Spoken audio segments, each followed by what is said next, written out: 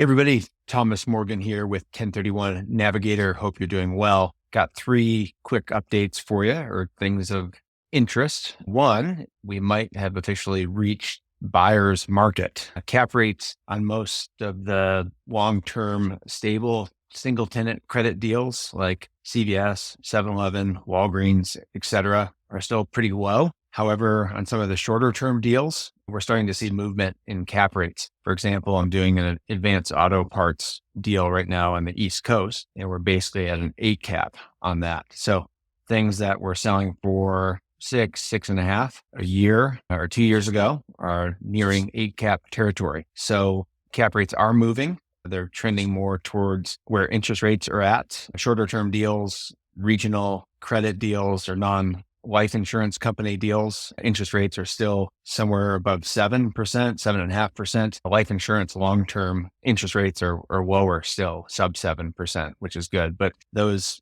things have not converged. The cap rates on a 7-Eleven or Walgreens, CVS, et cetera, have not converged historically on the spread that used to occur between cap rate and interest rates. When interest rates would move 100 basis points, cap rates would almost always move in conjunction with that. But that kind of stopped around 2014, something like that. That correlation, as more cash entered the market, that correlation just stopped. And it's still the case today. But as 1031 volume still remains a little bit low, developers are going to have to start moving their cap rates to sell those deals. So number two, I had for the first time in my career last week, a seller terminate a contract. Most contracts contain what's called a specific performance clause, and where if a seller signs it, they basically can be held to the T that they're going to sell the property, that earnest money as liquidated damages is not sufficient, and that the seller, once they sign the contract, has to sell. And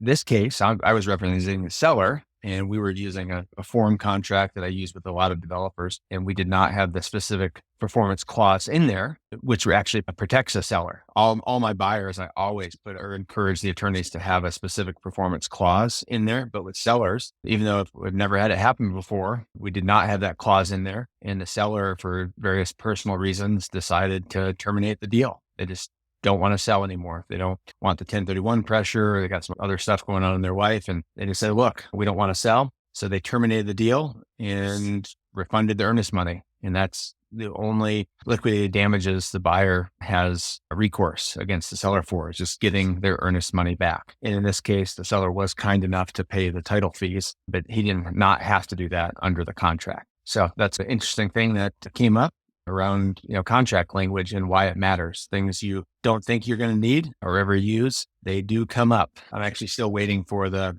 eminent domain condemnation clause to come up, or insurance proceeds clause to come up. Those two have not come up in my 20-year career, but they're in the contracts, and I'm sure, knock on wood, that they'll be there at some point. And number three, still working on our other venture here in the climate and nature investing space, biodiversity investing, and something for land buyers or 1031 buyers who might want to speculate on land. We're doing some really interesting math around what are called ecosystem service values, and basically showing how a property might be on the market worthless, somewhat worthless as development land for residential, industrial, office, retail, etc., traditional uses. But that same land, if it's floodplain or wetlands or habitat or forest, has significant value above and beyond what the real estate value is. And so, for an example, there's a property I'm working on in Florida that's about 100 acres of wetlands, and they only want $250,000 for it, but you can't use it really for anything. So what would you put there? However, when you start to use what are called the ecosystem service values, which are actually values derived from multiple valuation sources, and we're using about 4,000 different studies, the annual value of those ecosystem services, pollination, habitat, water filtration, water supply, carbon, climate regulation, you name it. There's about 25 different core benefits that wetlands provide, services that ecosystems provide to humans. That annual value is over $400,000 per year. So when you start to look at land speculation and value, that's not income. That $400,000 is not necessarily income, but we're working on converting that, or at least some of that, to income. However, even in the absence of income, that wetlands property is producing over $400,000 of value annually to the local community, towns where people live, animals, species, whatnot. Interesting take on real estate investment and kind of land speculation if you want to have an impact and do something good with your money. That's just a quick update. I'm still offering once a month free 1031 consultations. And you can just go to 1031navigator.com and sign up using the red banner at the top of the page. Thanks. Be well. Speak with you soon.